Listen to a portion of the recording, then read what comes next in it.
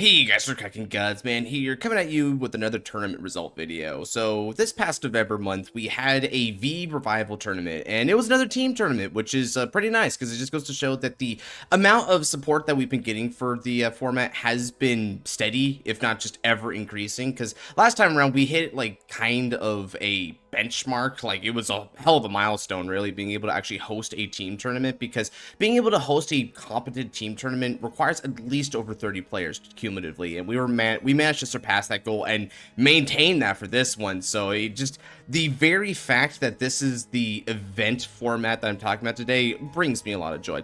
Anyway, so as with a lot of these other videos, I'm going to be going through all of the top cut deck lists that were submitted to me and kind of just analyze the meta as a whole. With me today, I've got a co-host, and that's going to be my homie Genesis, who was actually, we actually topped together as a team. Yeah, and it was pretty fun, wasn't it, man? It was fun, man. We put our hearts into that one. Even though we lost, we gave a good show. Hell yeah, man. Frickin' we came hella far. I mean, I think we're the only of the V teams to have, like, topped, like, consecutively, right? Mm-hmm. That's kind of amazing. All right, so anyway, with all that said, if you guys do like this video, then definitely be sure to check out my other content in my channel below. I do a lot of Vanguard content, even do a bit of a side hustle on Digimon content that's up on the rise. So if either of those things appeal to you, then this is definitely the place to be. So go ahead, check that out. If you like what you see, consider supporting the channel by liking, commenting, subscribing, and turning notification bells so you don't miss out on one of my videos. And with all that said, let's go ahead and get into the list, shall we? I hope you enjoy. So, as you can see right in front of me, we've got the overall stats compiled for the top cut, right? So it was a top 4, but because it's a top 4 comprised of teams 3, that means we got 12 decks total, right? Now, as you see from the pie chart here, of those 12, a cool quarter of the topping list were all Liberators, but Liberators, it's definitely been one of the best decks out there, and I mean, you would know a bit about this, Genesis, because you're actually one of these, like, Libs players. So where do you think Libs is within the format? Do you think it's the best deck, or do you think it's just like a really competitive one? It's a very competitive deck. Oh, if you know what you're doing. So I'd say it's pretty high up there. Yeah, it's one of those ones where when you get to, like, the really big top tables of play, it starts to show. It's very minor, admittedly, but it does show its flaws. And one of those flaws I've noticed is that the deck actually is kind of prone to deck out in the late game, because it keeps massively pulling from the deck to the field and whatnot, and that came into, like, really big prominence with the few different matchups, right? Not the least of which being, as we can see down here, I'm going to discuss it in a moment, one of them was a mill deck, which was Gun and Colio, right? So anyway, so aside from the 3 Liberators, which when we get into the deck list, there's actually kind of a split here, and like a meta trend with the Liberators that has shifted, so that'll be cool. We also have a couple Seekers, so Seekers actually coming back in a big way here. Seekers was, for those who've been keeping track of the V meta, which A, you know, awesome, right? But B, Seekers were one of the first meta viable decks of the V Revival format, because they were actually one of the prominent decks supported from the first wave of V Revival. They got Wingull, Sequel, Gildas, and also Sinric, right? Now, the Seekers haven't really received much of anything since then. The only real improvement they got was just the draw triggers, and I guess you could argue the energy cycler to use energy, but really it's just using the energy generator in general. Probably one of the biggest buffs here, and I'll get into it when we get over to my list, is that you actually have access to the Galahad cards, because Galahad is a generic soul engine, and you can also get a lot of advantage from it. So yeah, aside from those minor tweaks, Seekers have kind of remained the same. I guess people just didn't really want to champion them, but it's a really effing good deck. But I'm going to geek out about it, because it was actually the deck that I brought into tournament and making top 2 with. So we'll get into, like, the nitty-gritty with Seekers when we go over my list, right? Now, this is where you get into a bunch of the one-ups. Now, we have Dimension Police Highlander. Yeah. Fenrir, this is an oldie but a goodie. Another one like Seekers, which was, like, a part of the first, like, topping series for a V Revival. Starvaders, another classic one. I already mentioned Gun and Colio. Blade Master actually making a top cut here, so really good on Blade Master. That was our team C. So our C player was Thunderfire, right? We make up team Taken Mikazuchi. Really solid, I'm not gonna lie, because we were all really putting in some work on that one. You and me especially, Genesis, this time around, but Thunder, Thunder will clutch up when you need him to clutch up. And then after that, you got Isabel, which is great nature. And then finally, probably the most unexpected one, well, aside from Deeply Highlander, is Ogle, which is Spike Brothers. So yeah, definitely a really nice spread here. And probably one of the most interesting things here, both Isabel and Ogle, right? These are actually part of the winning teams list. So yeah, this pie chart alone has quite the story to tell. So delving into it, okay, yeah, let me go ahead and not blast it. So we actually begin with probably what I find to be the most interesting list of the bunch. So in the 4th place team, which was Team Triple or Nothing, baby, headed by Captain Bingo. This team was comprised of Dimension Police, D-Robo Highlander, Seekers, and also Fenrir's. So starting off with player A, which is Bingo. Bingo brought the DP Highlander, which it's not complete Highlander, as you can see here, because you have a lot of your basic generics at multiple copies, max copies, in fact, for a lot of them. The Highlander part is that it's running 1, 2, 3, 4, 5 different grade 3 bosses in your deck at 1 copy. In addition to that, it's also running 4 copies of top tier deity Brad Black. So Brad Black is really the cornerstone that ties this deck together, because its effect states at the end of the battle that it attacks if your opponent's grade 3 or greater. Thank God. You look at the top 7 cards of the deck, add up to 1 grade 3 from among them, and then you can pitch a couple cards from hand or write a grade 3 from the hand, as long as it's not under Brad Black. So Brad Black basically is the glue that's like the adhesive for everything, because you just search any of these grade 3s and then write them. Now, your optimal target is definitely going to be Enigma Storm, but Bingo decided, you know, let's go ahead and add a lot of variety here. So he's got Galactic Beast Zeal for power reduction, and also kind of a nifty way to superior call from the deck even mid-battle. You've got Dieliner. So Dieliner is another grade 3 searcher, and also gives shield by 10,000, might I say, to all of your grade 3 units, including the heal trigger, which makes this probably your best going first ride, because not only is it defensive, but it searches you like other cards to make plays with. And then of course there's Die Kaiser. This is probably another really good going first ride, because you can break right on top of it, which lets you call in and then get a force marker. Aside from that, you've got a lot of your basic generics. You got Energy Cycler, Kaiser for ramp and power, Endless Float for draw power. You've got Eternity Chaser, which is a good defensive card, but also has the Rotopon skill to tutor out more grade 3s, which is fundamental for Brad Black.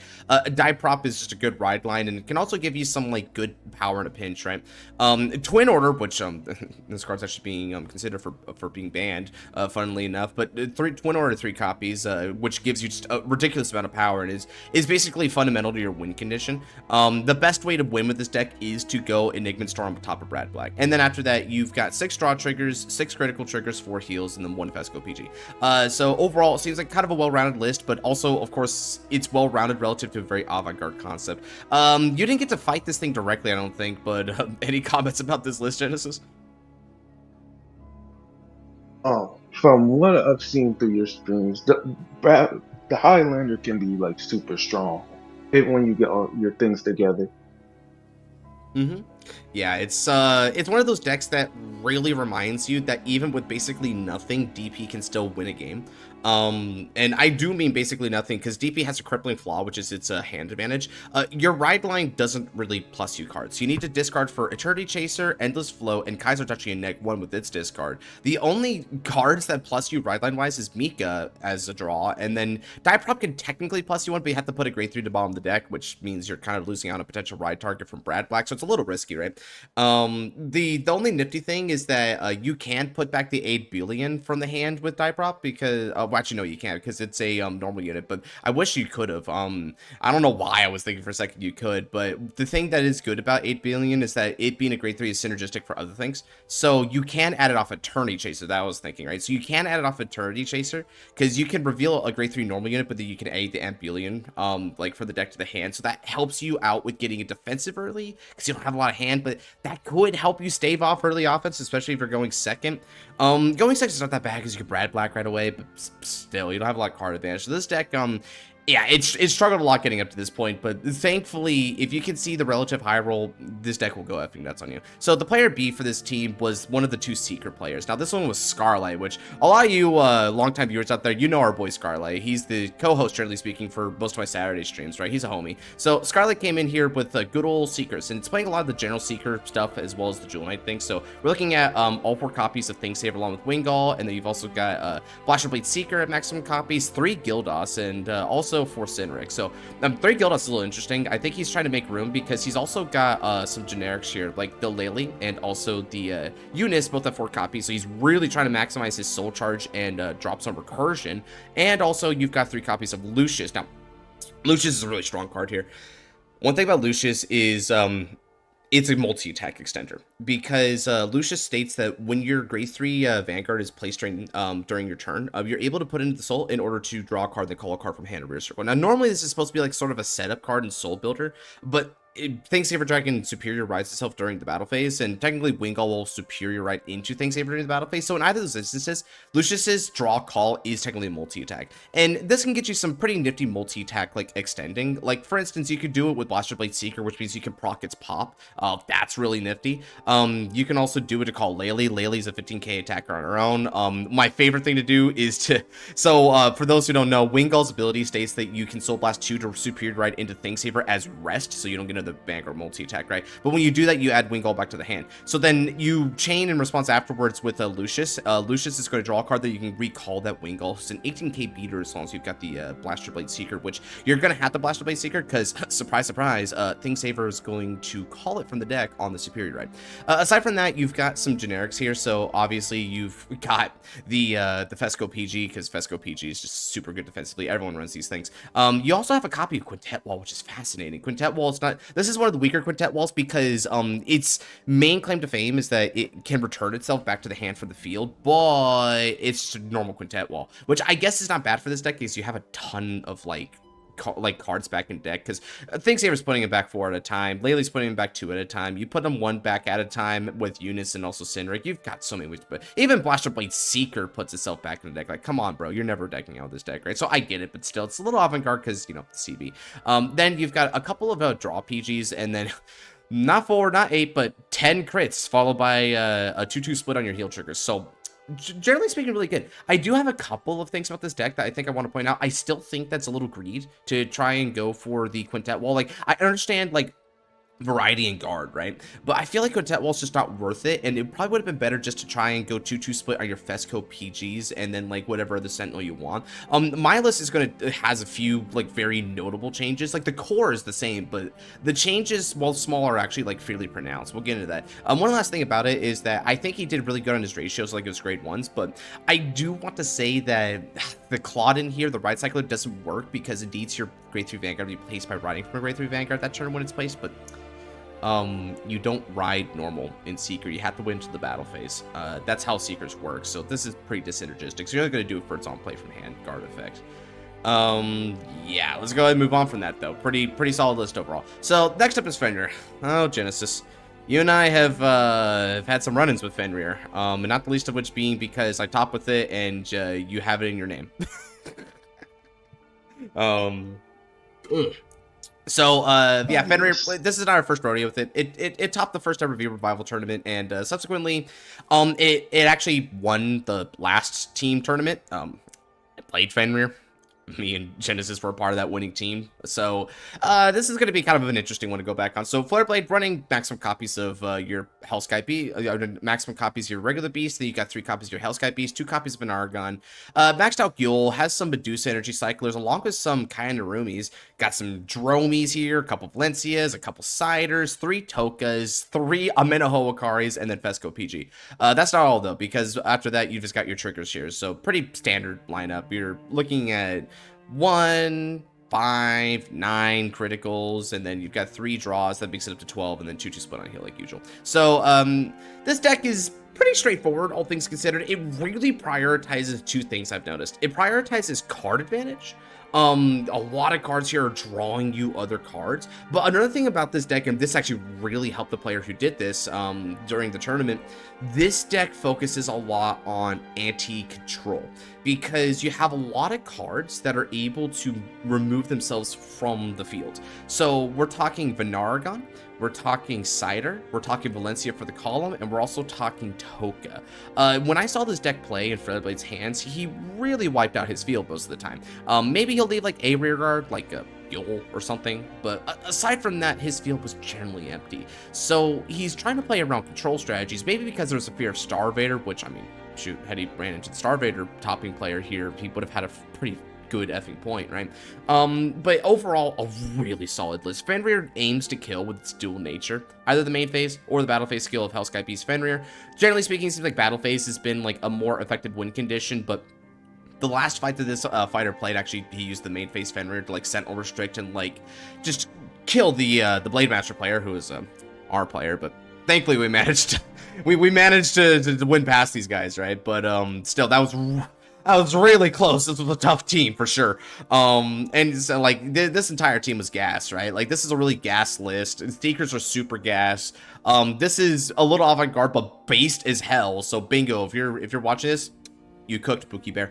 Anyway, so yeah, I would say Fenrir though is probably the strongest of these three decks overall because it's got so many options. And Mythic Beast Fenrir himself, just him with Vanguard alone, is like this really sick 4-attack combo with double selective retire. You can search any single card you want for the deck, including Vanargon, and Vanargon does 2 instances of Peep Top 3 and Stack 1. That's just the basic 2-card combo. Everything else extends on it. This deck is, it feels like it's unstoppable sometimes, dude, but then other times it just completely chokes on its resource, or you get stuck on a Hellsky Beast and you can't rewrite into Fenrir. So it has like its issues, but it feels like if in the right player's hand, you can always mitigate those issues because there's generally an answer to every problem, depending on how you build Fenrir. And this is a pretty solid list overall with a pretty good vision. So I gotta commend Flareblade here. I do like his list. I ran a more gimmicky toolbox-oriented one for my deck because I really want to be prepared for every scenario, but this is a bit more streamlined. I think a lot of people will appreciate that. Okay, so now we're going to get into the third place deck. So this was Team N2A, which was comprised of, funnily enough, a couple mods and one of our best players as well. So we got Xenon Tynos, who is on Starvader, followed by Lynx, the boy Lynx. This guy's a monster, right? And he's playing an equally monstrous deck, which is gunning Kolio. And then we got Nabscoon on Liberators. So, starting with the Starvaders. Now, Genesis, I got a question for you. On a scale of 1 to 10, how scared are you of Starvaders in this format? I'll give that a 10. I do not like them. I don't like facing them at all. I'll give that a 10. Easiest 10 of my life. Yeah, this is not your kind of deck. Now, people kind of fluctuate back and forth with these guys, but Starvaders are generally really effing strong. So we've already burned a lot of time on like the other team. So let's go ahead and make this one a little bit quicker, right? So your basic list here seems to be a dual combination of Dark Zodiac along with Garnet Star. Ever since the banning, let me go ahead and enlarge it for people, right? So ever since Chaos Breaker Dragon, the original V-Series one, was banned, this is generally what your deck lists are going to look like for Starvader. No Nebula Lord, no Infinite Zero, none of that crap, right? These are the two that do it, these two legions.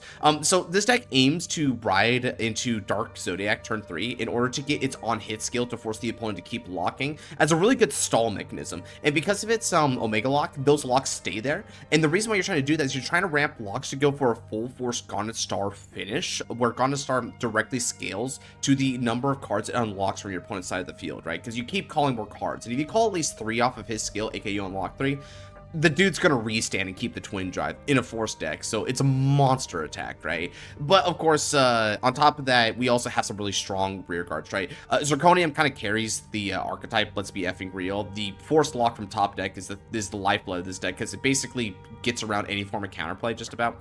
Craven Clog is a peep top 5 on hit. This thing is super annoying. I mean, this thing is even more annoying than Fallon, IMHO. I don't know what you think about Genesis. What do you think is more annoying? Like, from an unbiased point of view. I know biased-wise, it's obviously this one, but from an unbiased point of view, what do you think is, like, the more treacherous card to go up against? Is it Cravenclaw or Fallon? I'd say Cravenclaw because with Cravenclaw is a like specific search, but Fallon you just have to gamble. So I'll take Cravenclaw as like the worst card to get hit by. Yeah, I get that, right? Like, Fallon's his on-hit's like a multi-attack, technically, but it's like, you just don't know, right? So, sometimes Fallon's like, kind of, he's kind of got poker face, it feels like. You just never know what you're going to get with that card. Meanwhile, we've got Voltline. Now, Voltline, to me, God, this is such a secret sauce here. Like, Voltline, to me, really keeps this archetype together because of its ability to countercharge. That effect is so pivotal here. Countercharging back your Zirconiums, both of your Vanguards. Oh man, it's so incredible. And then you'll have a Sentinel Restricted Brave Fang, and you have a couple other on hits with Astral Reaper to really squeeze them with Craven Claws. You kind of stagger your columns with Astral Reapers and Craven Claws, so your opponent's kind of in a lose-lose situation there. And overall, it's just a real jackass of a deck, and I love it. This deck just does not like your opponent. And it's going to make you feel that when Garnistar comes in for the kill. And honestly, as far as control decks go, this is probably, in my personal opinion, this is perhaps the best control deck that we have in the format right now. So for good reason too. Yeah, well done, Xenon. This guy put on a really commanding performance, and he was probably my toughest matchup in like my entire tournament run for good reason. So the player B here was Lynx with Gunning Collier. So Gunning Collier doesn't really need much explanation. This one's a turbo mill deck, and I do mean the specific variant is especially about that turbo mill. It aims to constantly ask your opponent to keep discarding the top card of their deck to the drop zone, and then it gets a variety of effects depending on what you get. This card, which is the Poppy here, so this Poppy gets like different skills depending on if the opponent mills a grade 1, 2, or 3, and they range from 15,000 to the entire front row to Sentinel Restrict, yada yada, right? It's a really, really devastating card. And then you also have other ways to mill, like you can get a couple of mills a turn with the butterfly potentially, but at least one. And then so that means if you have like 2 butterfly along with a Gunning Collier and they're all active, you should be milling your opponent 5 cards like from the deck, at least like just from the 2 of them. That's 10% of your opponent's deck right there. It's pretty good. Then on top of that, probably one of the biggest tells of this deck is aggressively about decking out. We have Dova Spin. Dova Spin has to pay a CB when it's placed for this, but your opponent mills the top 2 cards of the deck for a really wicked win condition skill. It hits super hard, but it's the mill 2 that Lynx is really looking for in this one. You have a couple really strong consistency and defensive cards as well. The Hornet here sucks up your entire column in order to add back a grade 3 for your soul to your hand. This is a great way to recur back your butterfly officers, and can also even recur back Gunning Colliers potentially. Speaking of which, you also recur them back with a Bulge Wasp, because Bulge Wasp during the end phase is able to bind itself even from the drop zone in order to add a Gunning Collier from deck to hand. So that's how you can keep getting Gunning Colliers on place of Vanguard Circle skill. Then you just have some of the generic stuff. You have freaking Moth for counter charge, Battler M, which is just a really nifty defensive unit, also gets you a soul, yada yada. Genesis 07. You ended up losing to this one in the match that you had against it, but it was pretty effing close match. Yeah, it hurt. Yep, that match actually hurt me for real. For real. Was it the hardest matchup you had, or was it the Ogles? Ogles, it was just like I just accept my fate at that point. But with Gunning, it just hurt because I kept dropping like my triggers. I couldn't do nothing after that one. God, it was so brutal to watch that there. I was watching that. It was super late at night. I'm like, God, I should be going to bed, but I have to watch this and hope for a comeback. It didn't happen there, but thankfully I managed to, even though we lost that in like the top of Swiss, you know, we still made the top cut despite that. Whew. Okay, but having said that, what you brought up there was a good point, because Gunning Collier's primary effect to Soul Blast a grade 3 to make them mill, and they can't call that grade. Yeah, if it mills a grade 0, your opponent might just effing die, dude. It's so nasty, dude. So on top of a mill win condition, you have a one-of-a-kind guard restricts win condition, and it's all tied together with a protect deck with a bunch of like nifty defensive skills. Yeah, Gunning Collier is it, dude. I low-key think Gunning Collier is the best anti-meta deck that we have in the format, and it shows here, because not only did it top this one, it almost topped like at least a couple other events, dude. Like, this deck has constantly been showing its stuff in like the V series tournaments ever since it received its support, like, and people have been on it. But having said that, folks were kind of a little late to the party as far as how good Gunning Collier was. So once they took notice, yeah, we were really partying, brother. Finally, we got Nabs' Liberators. So, Nabs' Liberators, at first glance, you look at this, and it's like, oh, okay, I guess it's a little cute here, but one thing to note about Liberators, and I alluded to this at the beginning here, Liberators kind of went through a really fascinating, meta, I guess, shift, if you will. Before, IG Liberators were clearly the best Liberators, right? You would just play your Gancelots and your Garmors and go burr. However, Liberators now have sort of manifested a dichotomy ever since it received a lot of nerfs, right? So cards like Garmor and Galatine, Marin, these kind of cards got nerfed to not only increase their costs, but also kind of lower their ceiling a bit. Garmor puts back less cards. Marin has like less ease of power gain. Bark All requires you to Energy Blast too, so does Galatine. These kind of like nerfs, right? So when this happened, IG Liberators actually sort of became in contention for Best Liberator with Bluish Flame Liberators, which we're going to get into a couple of Bluish Flame lists because they actually were not only more represented than the IG Liberators, but they actually performed better overall than IG Liberators, which was really telling. So as for Nabs' list here, he's running 3 copies of your Gancelot along with 2 copies of Garmor, Asclepius, and Alfred. So Gancelot seems to be a little bit the pillar here, but he's actually pivoting on a couple of different avenues of play. Nabs' list is very interesting because it emphasizes aspects of Liberators that people don't generally consider. For one thing, Liberator's ability to be a defensive anti-control deck, right? All because of Garmor putting back your board and getting a potential 17k defense if you're willing to pay the Energy Blast for it. That's really good here, right? So he can kind of clear board by himself, and if you pair with things like Aglavale and whatnot, you're definitely not leaving a board for your opponent.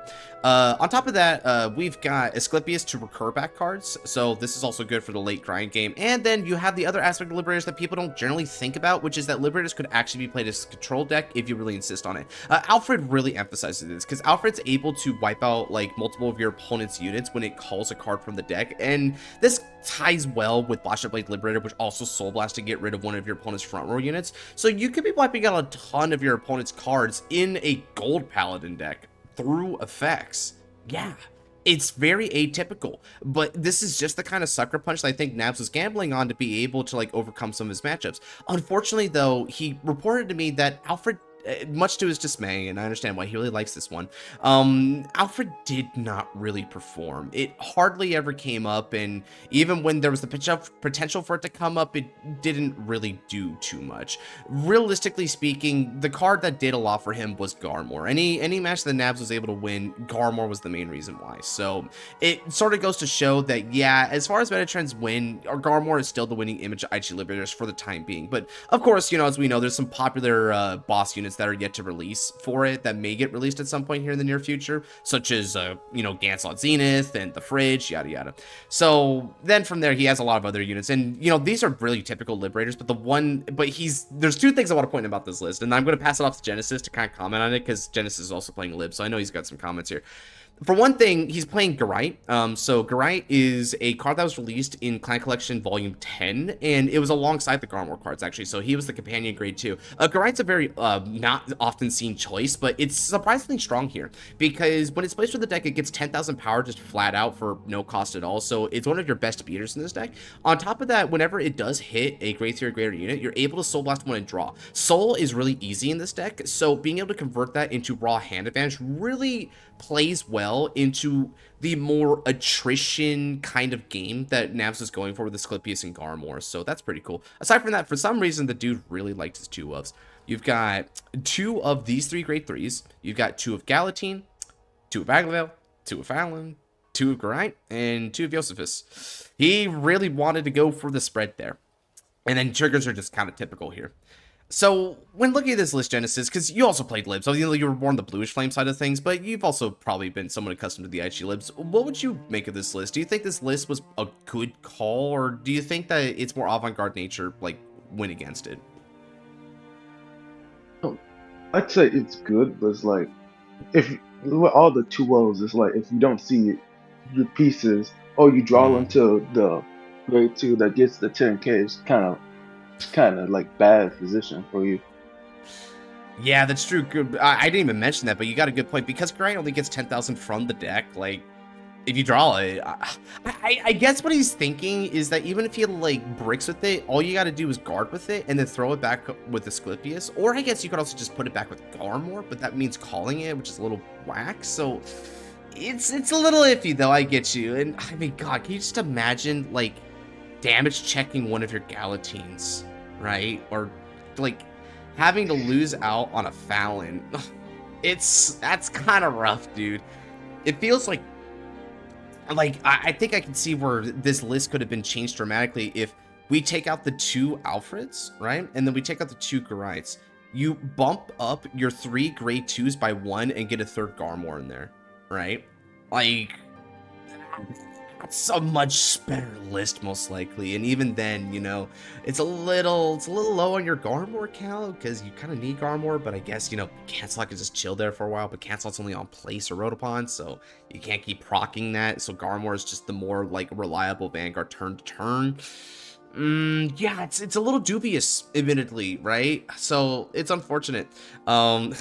Oh yeah, I just kind of noticed a little hair there. It has the BT12 cheer up trumpeter down there, but he should have put in the V Revival one. He actually used the real one for the tournament, but I guess he accidentally inputted this one and then forgot to switch it out when he took the screenshot for us. Anyway, so that was the 3rd place team, N2A. Now, the next team. Team Take Mikazuchi. All right, this is our team, Genesis. We can do some talking right here. So, starting off with player A, that's me.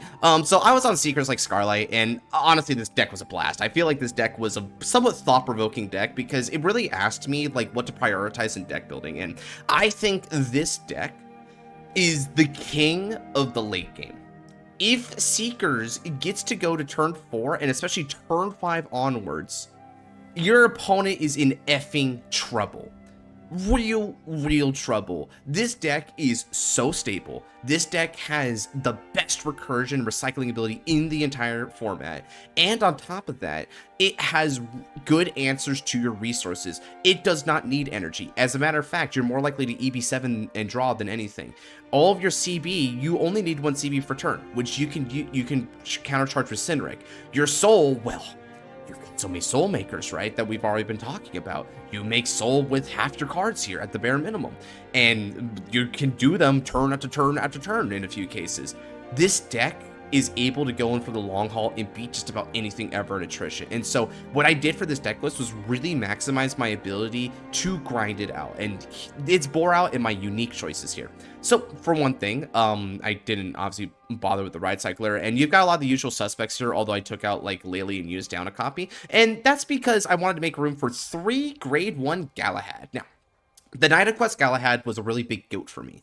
Here's why. So it has 2 skills. The first one is that when it's placed on Van or Rear Circle from the hand, you're able to look at the top 7 cards of the deck and put a card into Soul from among them. So that's a selective put into Soul off a top 7. The key here is that you can also like add a Galahad, and if you add a Galahad, you can return to the hand to put him into the Soul. That's good for Galahad-based strategies. We're not doing it to Galahad, so that you're just putting in a Soul. It's a Soul charge that's very selective. The main thing about this card is his second skill. So as an act on the Rear Circle, you can retire it and Energy Blast 3 to look at the top 2 cards of the deck. One goes to your hand and the other goes to your Soul. So you've kind of got this sort of Sargown-esque tutor, but it's during the main phase and it requires you to Energy Blast 3 to initiate it in the first place. So it's not nearly as strong as Sargown is, in my opinion.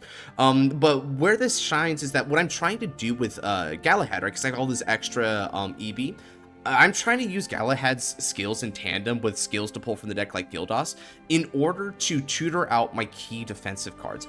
If I'm really serious, bro, I need Holy Knight Guardian in just about any matchup I go up against. I need this card, so I gotta see it. And then I also add Bellinuses. So unlike the other secret list, which was using the draw PGs, I use Crit Sentinels because I think the 30k shield is really effing good. And a lot of the best decks in this format right now, they hit somewhat hard, but they don't really hit that much above like the 40-ish range. So you're gonna be able to 1-card guard with Bellinus, which is generally superior, and it helps me to hit that 10 crit count.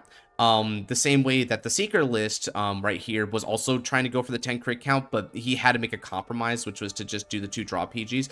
I didn't make that compromise, and instead what I ended up doing here was I actually got 2 of the Fesco draws, which again, more ways to put into the draw and put into the soul, and then also draw into those key defenses. Lucius is still here for offensive multi-attack, but I actually ran it more to be anti-control because it could put itself to the soul during battle phase, and that means, you know, you can leave a front row open. One other thing about this deck that kind of makes it, you know, obvious that I'm trying to like tank a little bit harder, I'm running a 3-1 split in favor of grade 3 heals, because I'll tell you, bro, you want to know what a real successful deck looks like?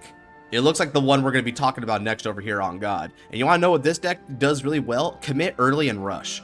I'm not going to have that. I'm throwing down this grade 3 heal and saying try again next turn, bud. And it's really effective at doing that. So that's why I'm running it at almost max copies here. By the time you really get stable, you don't really need to see like these heals in the late game, because you should be able to defend properly anyway. So yeah, it's just overall the king of the late game, and a deck that's optimal if you know how to like maintain stability at all costs. So Genesis, take it away. Alright, everybody, this is my Bluish Flame deck list, and as I say, the embers of justice burns with bluish flames. It was DP until the bluish flames.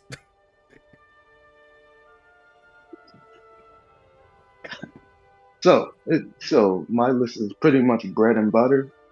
I run 3 Percival and the 4 Prominence Core.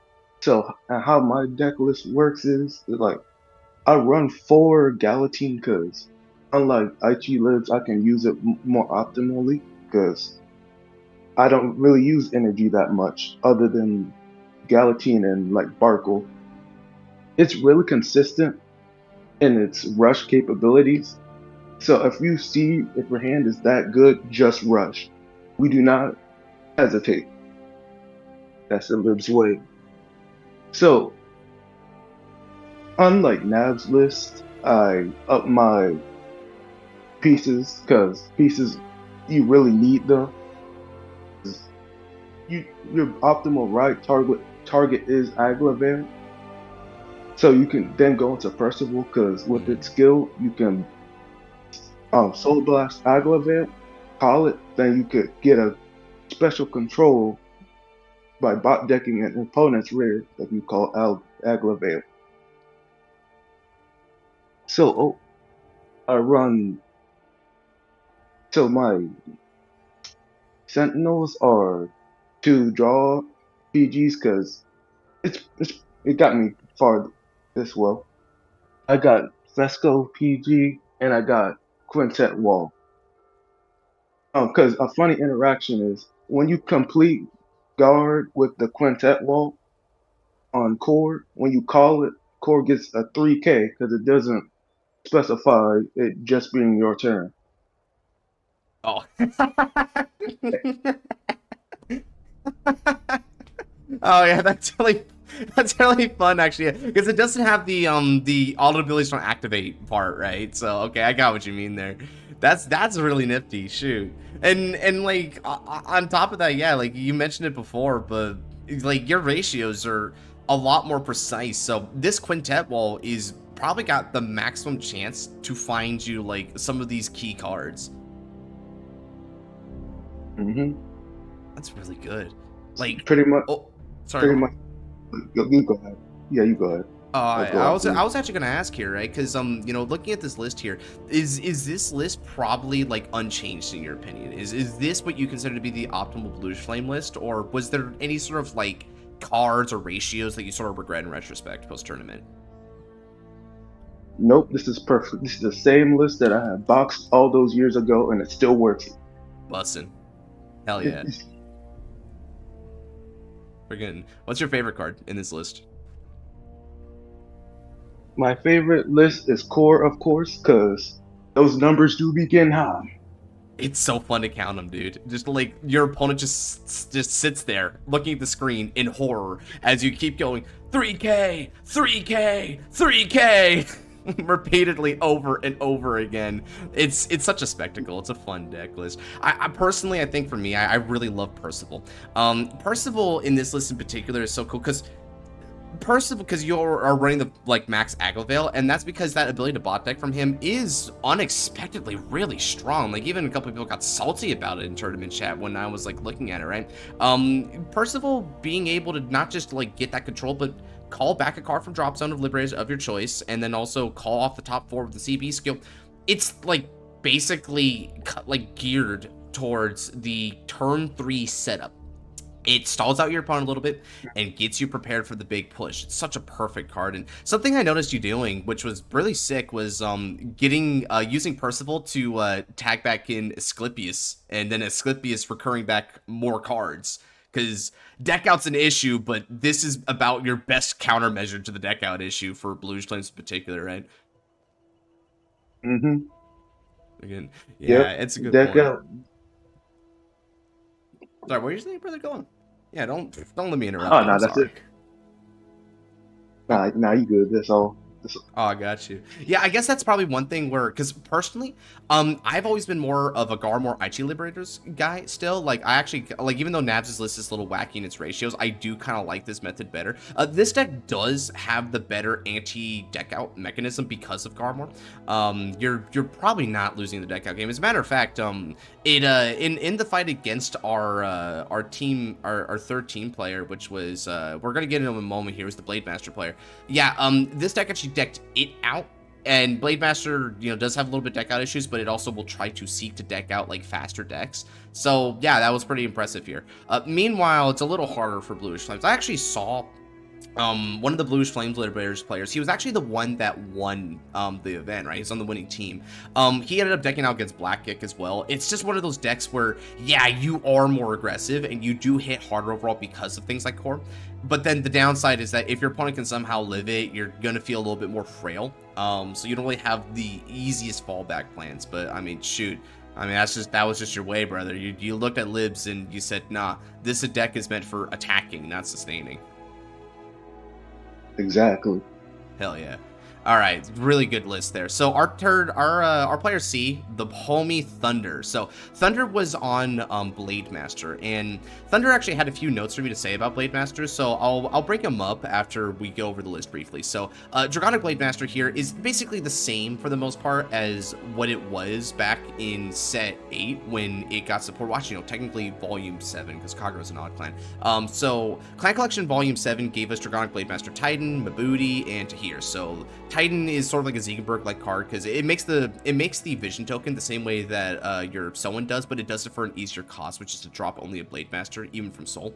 And one thing is that it restands the token with minus drive, so that's kind of your Ziegenberg thing I'm talking about, because it discards cards based on the number of your opponent's rear circles with the unit on it. So you know, you're trying to wipe out their field. So it's just a tried and true mixture of control and aggro that we've come to expect from Blade Master. It generally runs Force 2. It tries to crit your opponent. So if you're at 3 damage against Blade Master, that's the absolute worst scenario for you, because Blade Master is able to consistently threaten about 3 damage. So either you're gonna get blown out, or you may have had to win a gamble by taking one of the 2 crits with, you know, Twin Drive and hoping they'll get a crit on that. That's kind of how that goes. So it tries to control both your damage and your board. It has a lot of retire options, and you also have a couple of X factors like your Doha Garn, which is sort of like this, I guess, rear guard Legion kind of thing, because Doha just searches out Garn from the deck, so you get to call him that way. Absalom's really good for early game, bounces itself back, gets you draws, and then could be a nice defensive unit. And then from there, Bob's your uncle. You just get your nice generic rides. Then on top of that, your trigger count emphasizes the 8 critical, has 4 draw triggers and then 4 heal triggers. It's trying to get some draw cards because, you know, Blade Master actually can, you know, sort of eat a lot of advantage, sort of get its own thing going. Someone requires 2 discards to get itself going, and you kind of need to see the Blade Master for this one. And you may be discarding a lot of cards if your opponent has like an immune board. So Thunder wanted to bring up a couple things about Blade Master here. So for one thing, he mentioned that Blade Master, it was a pretty strong list, but it had some very like recognizable weaknesses that sort of held him back in his particular stint of this run. For one thing, Excel decks are a big counter to Blade Master, because Dragonic Blade Master Titan only retires like the opponent's units in a column that is like in the same column as your vision token. So that street sweep effect is not going to fly if your opponent has an Excel marker and that's where their rear guard's on. So you need to selectively pop it with certain cards, and that's not as simple in this list. A lot of your cards actually don't selectively pop like that. It's like, for instance, I think of all your selected pops, this is a wide line skill to do it. So yeah, this can't do it. Kongura can do it on turn 4. Neither of these guys do it. Tahir doesn't do it. Ermo doesn't do it. Absalam doesn't do it. Lavaflow, yeah. So the majority of your deck can't snipe those. So yeah, those cards were kind of out of his reach for the most part. On top of that, he also noticed that decks that are able to get rid of all their rear guards are kind of an issue for Titan. Now, that may be a little strange because the Ziegenberg effect dictates that you don't need to discard cards at all in order to restand if the opponent has an empty board, so you might think that's good. But the issue here is that Draconic Blade Master Titan only gives himself in the token power based on the number of retires from that column's wipe I mentioned before. If your opponent has nothing to wipe out, you're going to get the minimum amount of power. And that hurt him a lot because it meant he kind of got stalled out an extra turn or two, and this deck can deck out kind of fast. You're getting, if you go Blade Master Titan right away, you're getting 5 drives a turn. Someone is 4 drives a turn. You're getting a bunch of draws with various effects, right? You're getting draws from Kongada, you're getting draws from Frema, which is another column wipe, right? And so this sort of like wipeout is pretty important because this wipeout is a way to like tag certain cards that like may be out of reach, right? And probably another one of the most annoying places for the opponent to put a card is in the back row center, because again, it's a column wipe and you can't really snipe that easy. Technically, you can do it with our boy Hishat here, but it's Counterblast and a Soul Blast to do it, so, you know, like, if you gotta do it, you gotta do it, but you also have to see the Hishat's only a 2 of, so it's not very likely. So, yeah, admittedly, well, it has a really strong, I guess, blend of control and aggro, but these weaknesses, they're real, and Thunder really felt them in this tournament run, so he didn't feel quite as confident, and the homie didn't even get to play as much, relatively speaking, due to some outside stuff going on. So the long and the short of it is, while it is definitely a solid list, he felt that it wasn't really the best deck to bring into the current format. It decks out too easy, and it needs more ways to address those really annoying spots to put rear guards, and it doesn't have those methods yet. Do you got anything to mention about your teammates' list here, brother? The one thing that I guess is to each their own. The thing that I didn't get was the draw PGs, because I usually just use crit sense because I don't know, I like aggro. That's the one thing that kind of confused me. Yeah, it's true. I mean, you play it like totally different though, right? Because like Thunder wanted to lean a little more on the control side, but when you play Blade Master, bro, you go for jugular, right? Yep. Mm-hmm. I go aggro. Look at that, aggro libs, aggro Blade Master. I live for the aggro. Hell yeah, brother. Freaking, which one, you know, now I guess this might be a good question as well, right? Because, so you were questioning the draw PGs and, like, just go crit sent, right? In your personal opinion, do you think the crit sentinels would have, like, helped him here? Or do you think that it wouldn't have made much of a difference based on what you know about his fights?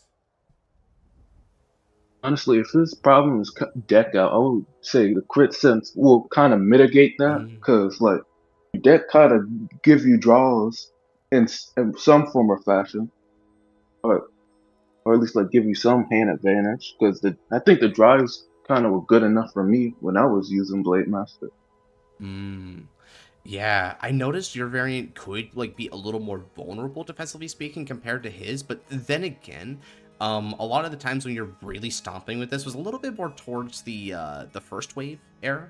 The second wave era, I think you were kind of exploring some more other stuff. So maybe the added defenses there would have made it to where the two are more or less the same, in which case, yeah, those draw PGs definitely aren't as helpful.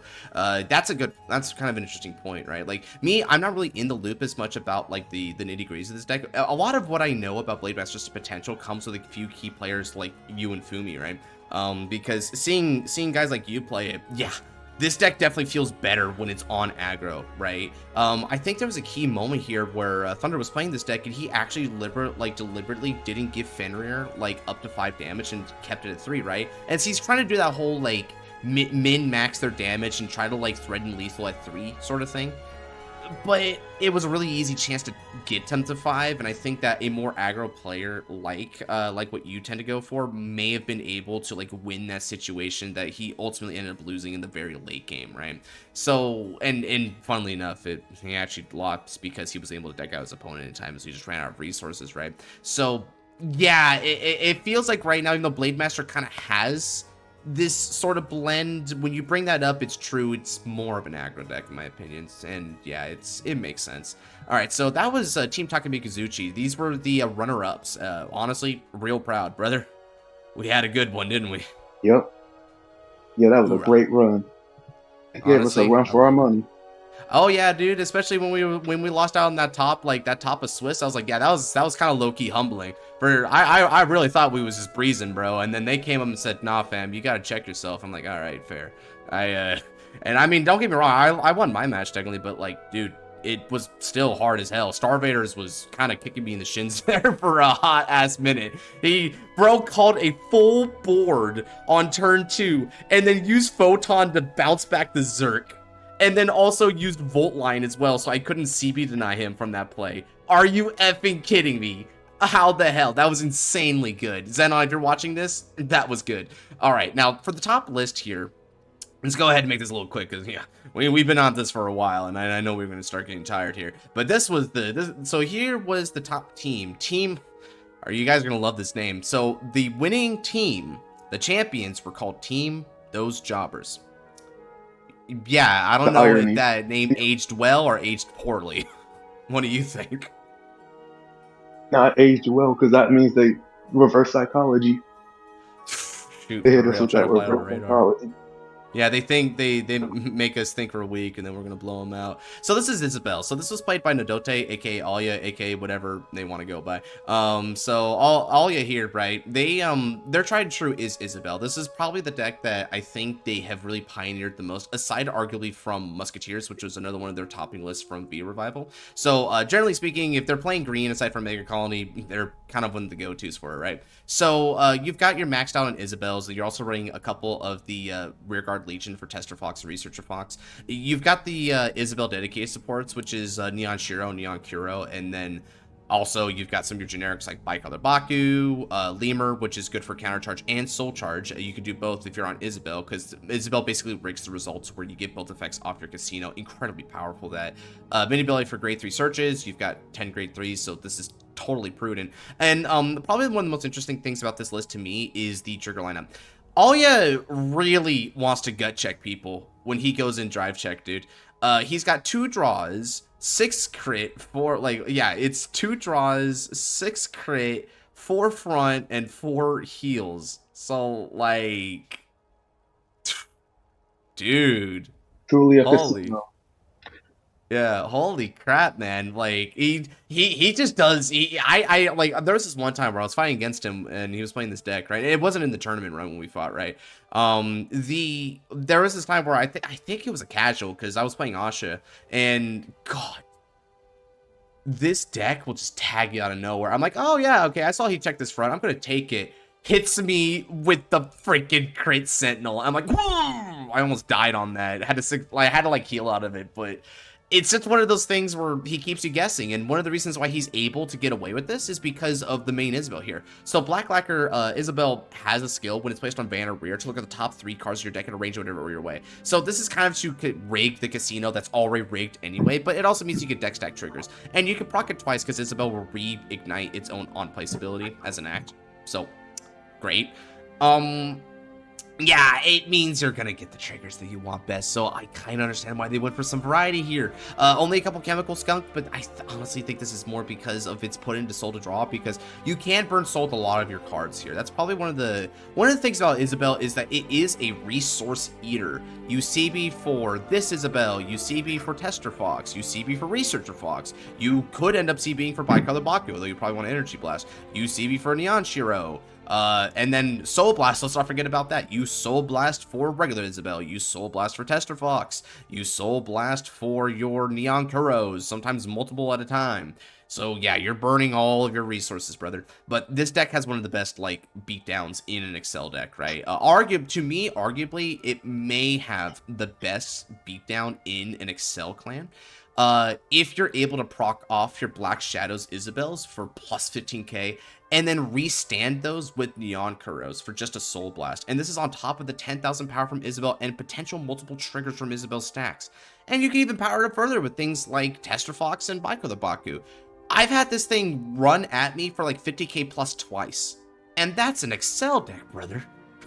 It's an insanely good deck, but the problem is not only does it eat resources an F-ton, it's piece reliant. It's very piece reliant. If you're missing out on some pieces, it's gonna hurt. If some of your pieces you kept on board, like the Osho Precious Neon Kuro, gets retired, you don't see backups, guess what, brother? You're not gonna be hitting as hard. It has some really dedicated issues that way, but it does gut check your opponent on the big burst turn, and then if your opponent isn't able to respond well in kind, it will finish them off. It's strong at that element. How often have you fought against this deck yourself, Genesis?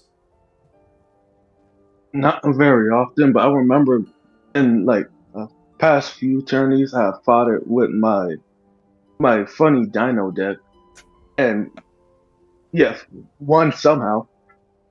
Let's up and go. That's because you're the GOAT sometimes, brother. Again, Dino, another aggro, right? All you have to do is say, you're going to hit me hard, okay, bet. And then just hit him back just as hard and see who's going to go down first, man. Sometimes that's the most pure way to play Vanguard, it feels like. But yeah, I mean, Dino beating this is, man, that's something, man. I don't even know. I don't even know how that happened, but that's probably a story for another day. But well done, brother. So yeah, this was the team. This was the player A for the topping team here. Now the player B was Duck, who's also on Libs. This is Bluish Flame Liberator. Remarkably, a lot of the same things as your list, right? This is almost like is this basically the same list as yours? I think it is, right? Hold on a second. I gave him that list. That is my list. That's the list I gave him back in my Bluish Flame propaganda. Bro, I didn't even realize that, dude. Oh my god, dude.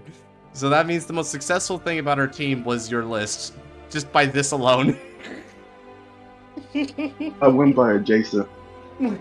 Yeah, it's a tangential champion there. Like, honorable mention to you. That's awesome. So yeah, nothing really to say about the list here. Duck had some hard matchups as well, but yeah, that actually kind of simplifies things. It's the same basic matchup, it's the same basic premise. Duck didn't really play differently from you for the most part. He just ended up having like better. I think he just ended up having a slightly better run overall. Maybe someone did RNG. In your guys' match, he ended up winning die roll, which is pretty crucial since you guys both like beat down really fast. Better RNG you almost overall. made a comeback though, right? Mm-hmm. Yeah, that was a rough match. Funny. Yeah, I'm glad to hear it was fun, brother. I'm glad it was fun for you. What was actually your favorite match in this event, though? I feel like it's probably worth asking. I would say, from to be honest, I don't remember, but I would say, I guess the one against Scarlet was enjoyable until he later on that match. Yeah, the end of the match wasn't so great, but yeah, it was really tough there, like for a while. Seekers versus Libs is kind of a rough fight. I'm not gonna lie. Just overall for both sides, it can be really rough. But that's why they're comparable, right? And I think it's one of the reasons why this pie chart has them as the only two multiples decks. People returning back to Seekers is really made it apparent that yeah, this deck is still as strong as it's always been, just about. Now, I guess one other thing to mention, I guess my favorite match would probably have been, I guess I probably should be saying it before we're going to the third and final deck, but my favorite match probably went down, okay, I guess my favorite match might actually be my round 2 against Asha. Shout out to Angus out there. Yeah, that match was hilarious, but it's not for the reason you think. It's because we both double Mega Bricked, and so here he is on Cecilia Reverse in an Asha deck, but meanwhile, and I have a screenshot of this too. Meanwhile, my front row is comprised of 3 Thingsaver Dragon, the card that you need to be in deck as much as possible. Yeah, that was a fight. Oh boy, howdy, that was a lovely one. I don't know how I made it out of that one alive, man, but God, that was hilarious. Anyway, probably the number one deck from this tournament was Ogle. So now, if you're talking about representation wise, it was Liberator. But I think in terms of like just sheer power and prowess, I would actually give it to Ogle. So this was piloted by Just Andrew, the master of the Spike Brothers, as we come to find out in our little community of ours, and he really made it known in this tournament. Going through such like an elite run with this thing. So Ogle is a combo heavy beatdown strategy that revolves around the use of Bloody Ogle to call upwards of 3 cards for the deck of your choice, and then you cascade a ton of effects such as your breach spurts and also your punters in order to get some extra draws. Then you're able to get a lot of power with things like Treasure Panther. You get a lot of power multi-attack from your boy here. You get 10,000 power from not just the Frozen Ogle but also the fullback, agile fullback. You get good counter charge options with your Cyclone guy here. I forget his name technically. I think it was like Sonic Blitz or something was his name. But then you have Deadly Lucifer, which is the best counter charge of the game, and then you have good tutor effects. This can tutor great through from the deck from Rona. Oasis Boys searches for either Ogles, and yeah, probably the big thing that made Ogles like almost unstoppable, it felt like, was the ability of Bloody Ogle to, for free, move your force markers whenever your unit attacks. So that means that on turn 4, you can have like anywhere from 5 to 8 attacks that are all plus 20,000 power. And that's not even including their own power-ups, which a couple of these units can get upwards of 15,000 plus power, right? That's effing ridiculous, right? You have multiple multi-attack extenders. Frozen's your best one, but you also have Rupert in order to multi-attack extend as well. And obviously, Bloody Ogle can get up to 3 attacks just of its own volition if you call the fullback from deck, which is only 1 of copy, because I guess it's not as good for him. Hell, this deck even had a little bit of, like, extra draw and removal for like later game stuff, because prized like Mirage Panther is able to get you a sort of a Gary Gannon effect and draw 2, and it can attack under the rear guard in addition to your Vanguard. And again, this is in addition to the draws for Breach Spurt and the draws from Punters, so you actually get a 10 card plus hand from Ogle. It's effing ridiculous. It's probably one of those decks where I think not a lot of people are prepared for it, and that's kind of common for Spike Brothers in just like general different eras, right? Spike Brothers are probably one of those decks that often steal wins for the most part, but this isn't really a steal win situation. This deck is legitimately perhaps the best beatdown deck that we had in this event. I think it had better offensive ceilings than anything else that we talked about here today, including the Isabel. So that just goes to show that, yeah, this Ogle, it's a massive thing, and it may actually end up getting hit in an upcoming errata wave and to try and address a couple of the elements here. Not quite sure if it's going to happen, and if it did happen, not quite sure if it's like resources and ability to accrue a massive hand would be the thing that gets hit. Or, and this is my personal opinion, although I'm not really a one-man stand as far as like, you know, these kind of decisions are, I'm just only one part of the design team, right? But it's also possible that his force marker passing is the problem. That's personally what I think his problem is, because I don't know, maybe I'm just crazy for this, but even if it is a turn 5 play, I don't think you should be giving plus 30,000 power in a minimum to like 6 or 7 attacks, dude. Including the Vanguard. I just, something tells me that's probably not a good idea. It's pretty wicked, so I can see why this blasted through the tournament, right? So yeah, congratulations to Andrew, Duck, and Adote for being able to take out the reigning champions, Team Takemikazuchi, with a really, really aggressive go-getter set of decks here, right? It's a really, really cool thing. Like, obviously, Libs was pretty typical, but then Spike Brothers in Great Nature, man, that's kind of spicy. No Genesises, none of the other Paladin decks showed up here. None of them. That's kind of cool. So I'm not gonna lie, I kind of appreciate this team winning, even if it came at the expense of us losing it, right? So that was cool. Any like overall thoughts about like any of these lists or just the event that we haven't like brought up already, brother? Overall, event wise, it was a blast as usual. We went all out. I'm kind of glad we didn't win for once.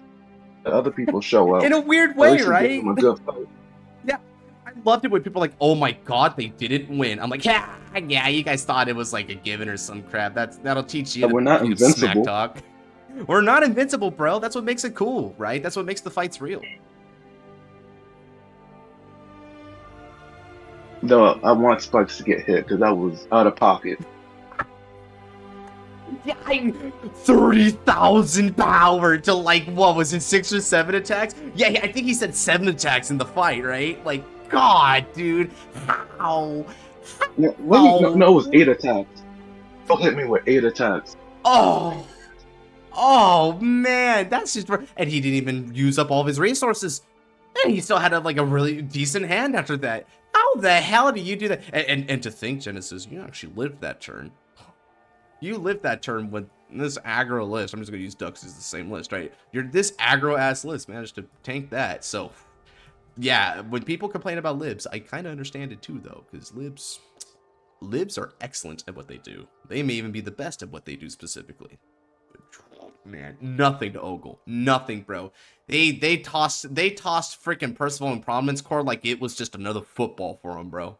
So, yeah, honestly, may get addressed. A few of the other things here could potentially get touched a little bit, but we're at this point of the format where a lot of the format's very established for the most part, so there wouldn't be too many adjustments because we've already peeled back a lot of the layers, including from like the old school regular base fee where, you know, a lot of your most busted cards like Leopold Reverse and whatnot just have already long since gone, right? So it's kind of tougher and tougher to find things to hit because things have really like equivalized into a much better format. And I think that's what really like brings me to this, right? Where probably my biggest takeaway from this meta is not the fact that Liberators are like super consistent and good, because I feel like that's a thing like all the time, and not that like Seekers are making a resurgence. I think my biggest thing to note is that it feels like the variety here is something to be commended, right? Because you get a lot of different decks that are always coming in, and it felt like each of these decks were very legitimate decks for the most part.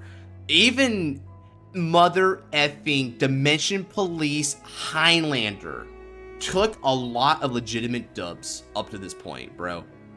Are you effing kidding me?